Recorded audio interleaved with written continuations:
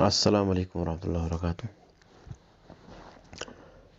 Eh, Angka sinjat, ana jira beta. Lakko si jira tefille ana jara gari damtu gari takka gari den tu lenjiru. Takka jira chodi si Qur'an lewe jiratte. Na jala gari ati baatu jiru jechuudha. Amma isabba ke dire kunu bayra. Suma reeta sinjede bar. Silaa yaanni keessan walii galtanii waliin mari'attanii ajjeesifne akkasi cadhibnaadha. Sisteemii isii walii galtan waan hin beekne yaani seeta guutuun beeka jechuudha. Kunoo bahee jira jechuudha. Amma boolla seentullee qopheeffadhu. Akka taatus qopheeffadhu. Sa'idoon ati jala dhokattee dura harakaata godhaa sunillee yoo barbaade amma haa dhufu. Mee inni sin jiru amma eessuma boolluma kamtu si nyaataa sin jedhee bara nama.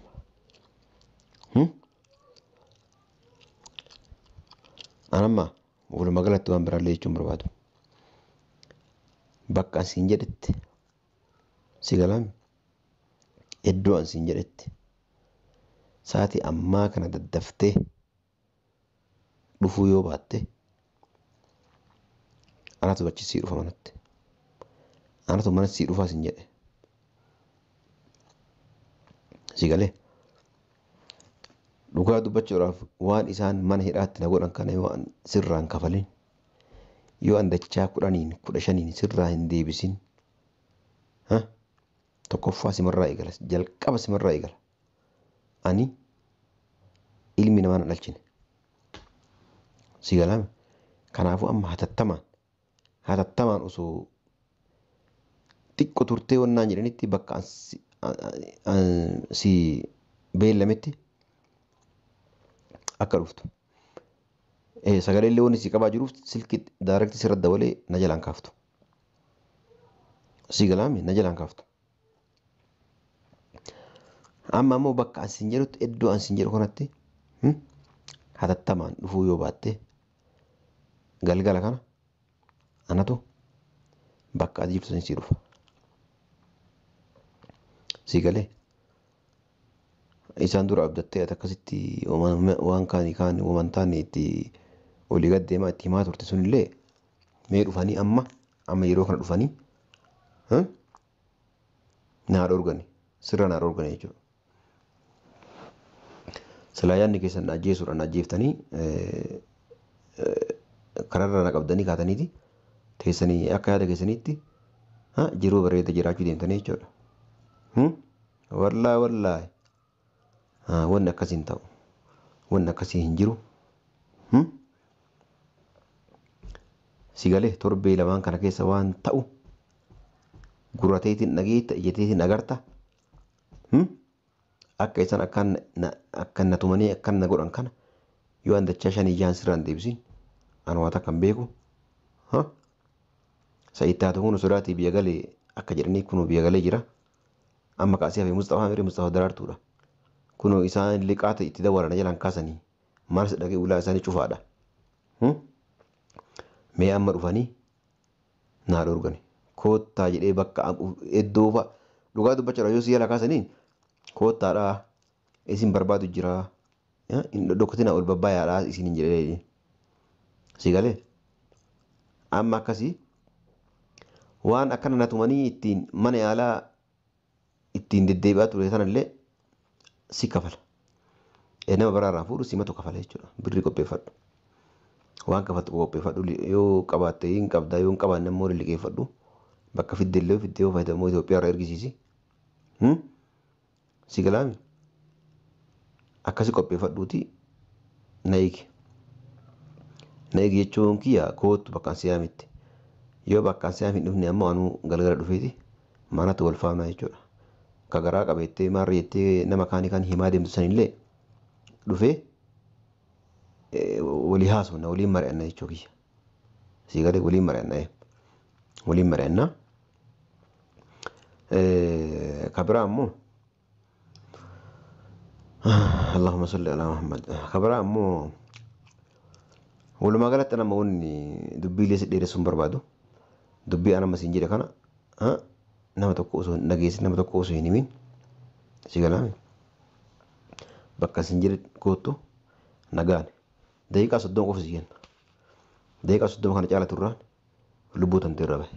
Assalamu alaikum warahmatullahi wabarakatuh. Akkam jirtu hordoftoota fi kabajamtoota keenya jirtu bakka jiraattan bakka isin jirtan hunda nageenya jiraatu fayyaa keessanii nagaa keessanii isin jechaadha wanti isin qabadhee dhufe maali yoo jettanii akkuma beekamu akka hajjiin mana dhaatii badee hundi keessan nu beektan jedhee yaada hundi keessan nu beektu hajjiin mana dhaatii badee jira akkuma beekamu Sa'iidillee gara biyyaa deebi'ee jira jechuudha illee biyya galee jira Sa'iidi hajjiinis asuma keessa jira jechuudha garuu bakka inni jiru beeku mana namaa jira jechuudha ga'ee jechuudha durayyuu mana namaa jira jechuudha namatu mana kenneef jechuudha namatu yaadee fi godeenyota masaa keessaa mana kennaniif jechuudha maaliif inni dura akka shaaraarra bulaa turellee namni tokko beektu jedhee yaada warras keessa jirtanis argitaniitu naanni baranda namaa buluu jechuudha mucayyoon ishiin dura mana dhaatii baastes otoo hin argin meeshaa isaa jalaa fuute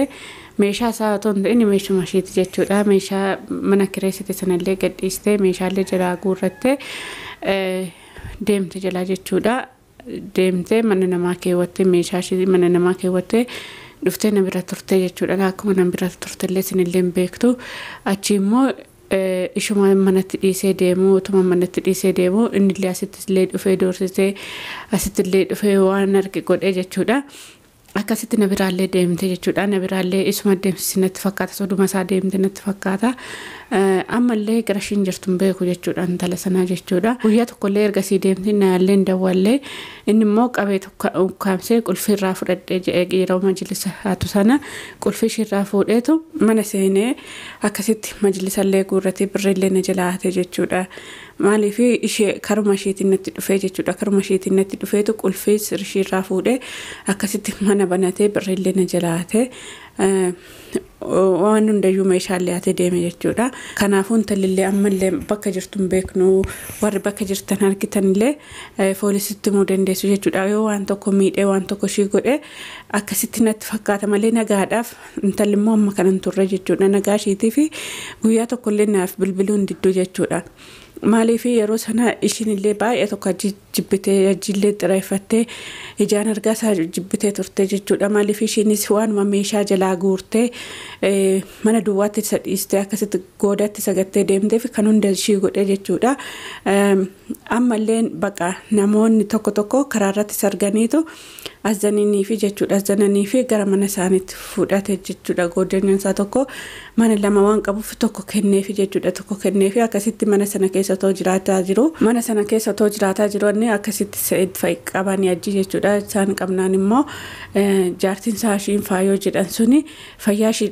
dhoowwute akkasitti meeshaa isaa jalaa fuutee immoo ishiin bakka biraatti guurte faayoon immoo Mustafaa fi Sa'iid sodaattee manuma namni kenneef sana kiraallee hin kaffalee hin jiru maaliif namni mana isaatti ol galchee manallee kenneefi waan hundayyuu jaaza godhanii kennaniifi akkasitti mana isaaniitti ol galchanii jechuudha isumarraan kiraallee kanfaluu dhiiseetu inni silaayyuu eessaa fidee kanfalaa miti faayoon illee kanuma waliin galanii hin kanfalle jechuudha akkasitti meeshaa Sa'iidii fi Mustafaa sodaattee bakka biraatti guurte jechuudha isaan lachuu kiraa manaallee otoo hin kanfaliin inni gara fidee qabu kanfaluu hin qabu ishiinis hin kanfalle jechuudha akkasitti meeshaa guurrattee baddee bakka biraatti jechuudha bakka biraatti immoo baddee baqa ammallee namumarra galanii jechuudha manuma namaa galanii jechuudha maaliif jaallachuu of hin danda'a waan ta'eef manuma namaatti galanii achi jiru jechuudha achi jiru dhaga'ee jechuudha nan oduu dhaga'u mana namaatti galanii mana namaarra jiru maaliif kiraalleen kanfallee kanaafuu ishiinis Sa'iidii fi Mustafaa baay'ee tokko waan sodaatteef achitti dhufanii na ajjeesanii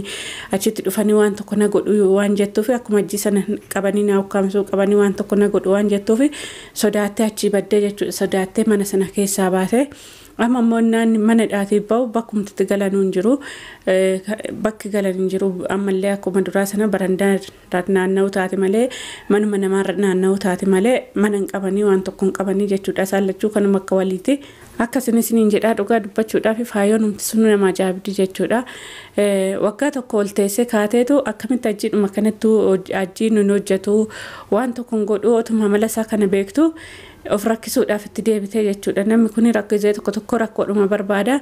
Ishiinis rakkoodhuma sana naa wayyaa jettee akkuma waan dhiirri Yaman keessaa dhabame hajjiidhuma akkasitti rakkisaa ture sana akkasitti birraa irraa nyaataa ture.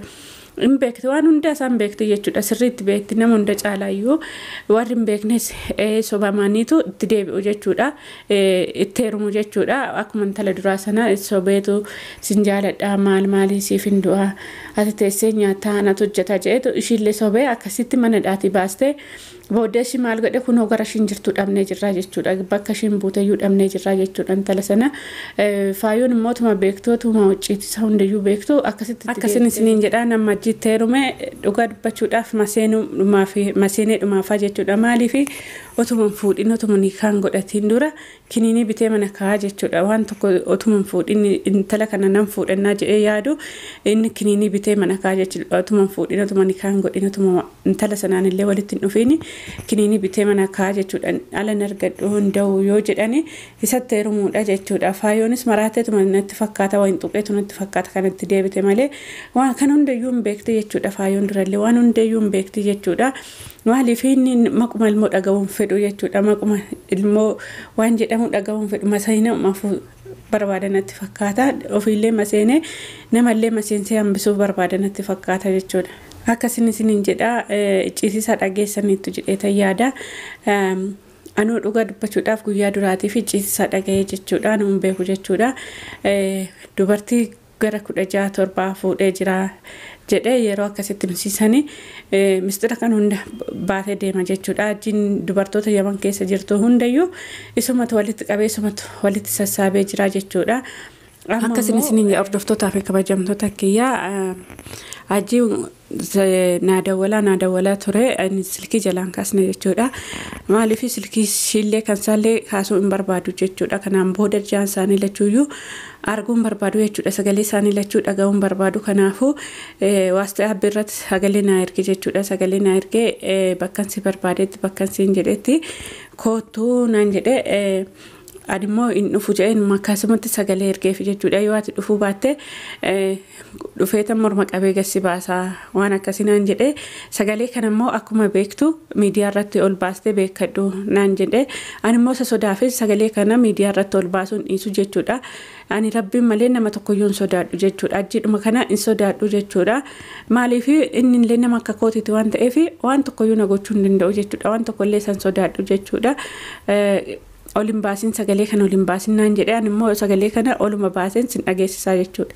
Akkasiin isiniin jedhaa akkanan tumame kana atillee tumamuu nooltu akkuma nan ta'e kana ta'uu nooltu atillee naan jedhee kan tumallee anaa miti kan tumsiisellee anaa miti jechuudha. Maaliif amala isaatu isa tumsiise jechuudha. Namni tokko amala isaatu waan tokko isa godha.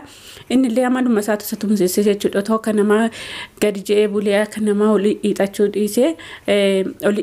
dhiisee achiin qaqqaba jechuu dhiisee mataa gadi qabatee akkuma namaa dalagatee anna dhiisee dubartii doorsisuu dhiisee otoo jiraate namni tokkoyyuu namni isa tuqun jiru jechuudha. Ammallee amaluma isaa kanaan jiraannaan ammallee namni hundumtuu akkumarree isatumaa deema jechuudha. Tumamaa deema jechuudha.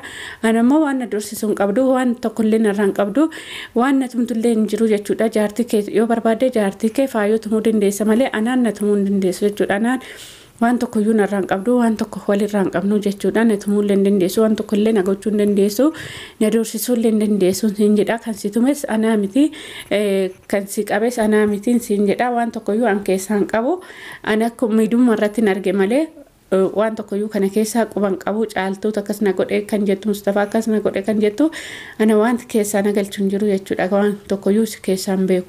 Akkasiin siin jedha daa'imman kan jettummoo daa'imman afaan kee irratti hin fidiin siin jedha. Maaliif daa'imman kan kiyyaa abbaan isaanii haati isaanii waan hunduu hana kanaafuu omana gochuu hin dandeessu jechuudha. Abbaallee miti waan tokko irraan qabdu jechuudha.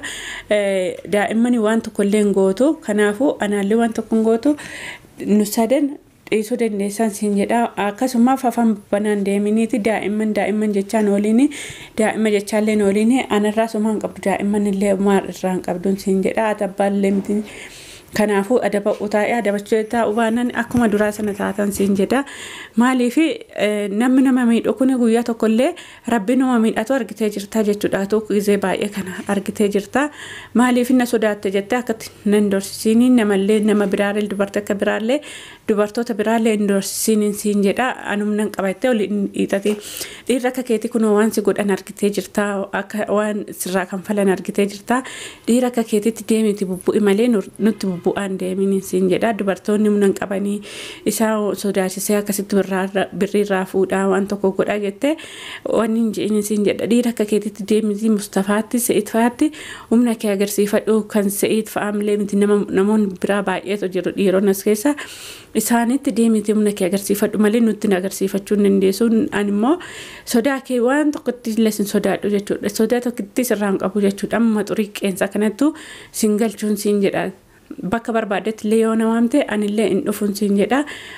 Meekootu yoo dhiira taate akkasiin siin jedha. Mana kanallee dhuftee na jeequllee hin dandeessu. Maaliif seeratti illee ani madheetan jira. Seerrillee dhufee waan tokko si gochuu hin danda'u. Homaa si gochuu hin danda'u. Nuti bira jirra naan jedhani. Kanaafuu homaa na gochuu hin dandeessu jechuudha. Akkasiin siniin jedha hordoftootaa fi kabajamtoota kiyyaa aaree sagalee sinitti dheeressee jira. Riifama naa godhaan siniin jedha. Sagalee inni naa erge sana sin dhageessisaa na faana tura. Assalamu alaikum warahmatullahi wabarakatuh. Angkasiin jedhu ana hojjedha beeta. Lakkoofsa jijjiiratteef illee ana jara garri dhamtu gara takka gara deemtu illee hin jiru.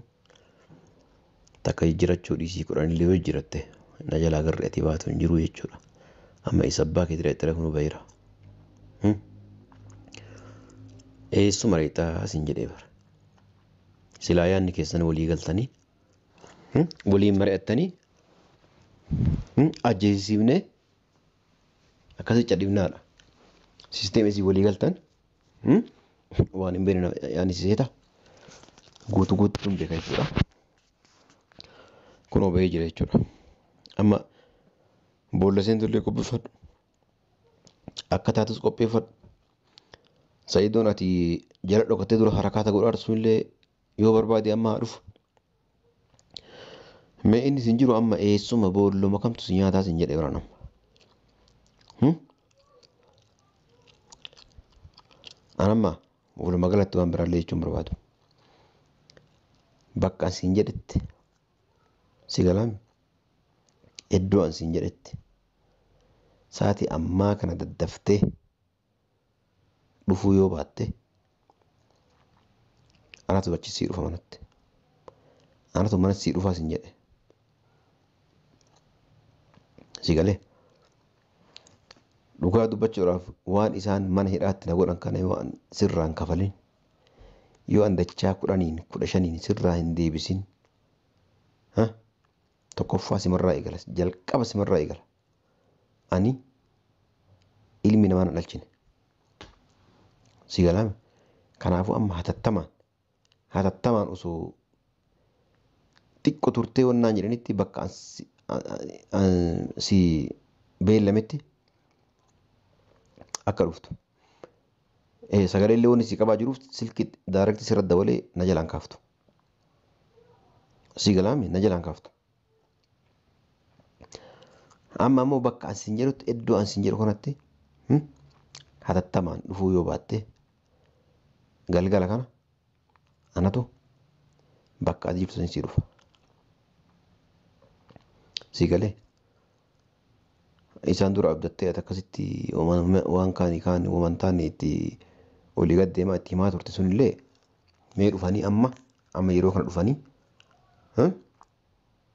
naa dhorgani sirra naa dhorgani jechuudha. Silaa yaadni keessan ajjeesuudhaan ajjeeftanii kanarra na qabdanii kaataniiti teessanii akka yaada keessaniitti jiruu bareeda jiraachuu deemtanii jechuudha. Wallaahi wanni akkasii hin ta'u. Wanni akkasii hin jiru. Si galee torbee lamaan kana keessa waan ta'u gurrateetiin dhageetta ijjateetiin agarta.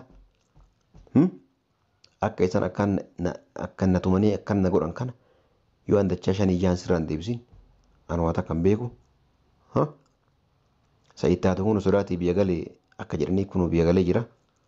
Amma kaasee hafe Mustafaa Miree Mustafaa Daraartuudha. Kun isaan liqaata itti dawalan jalaan kaasanii maal dhagee ulaa isaanii cufaadha. Mee amma dhufanii naa dhorgani. Koottaa jedhee bakka iddoo fa'a dhugaa dubbachaa yoo siyaala kaasanii koottaadhaa isin barbaadu jira. Dhokkatina ol babbaayaadhaa isin hin jedhee si galee amma akkasii waan akkana natumanii ittiin mana yaalaa ittiin deddeebi'aa ture sanallee si kafala. Nama biraarraa fuudhu simatu kafala jechuudha. Birrii qopheeffadhu.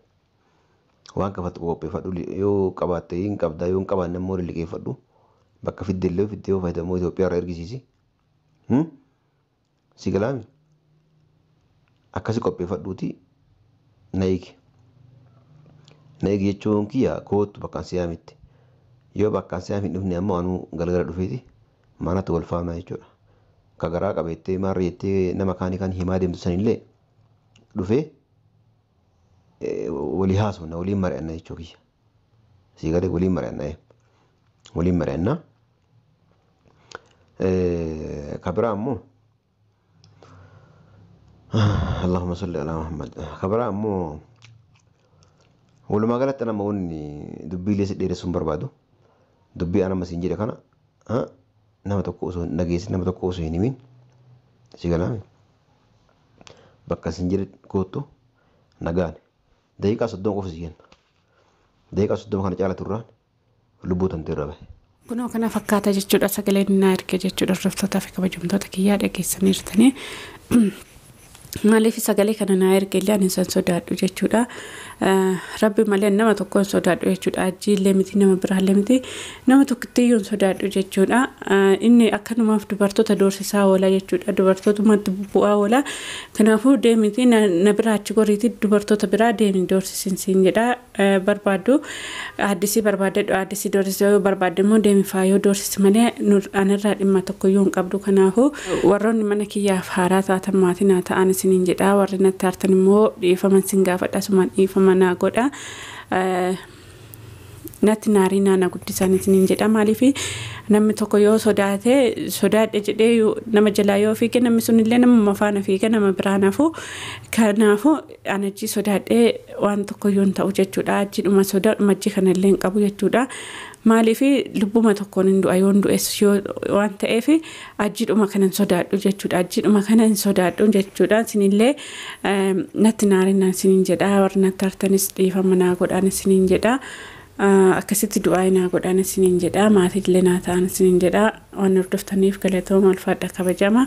Hanga viidiyoo biraatiin walitti deebinuutti nagaan naa tura.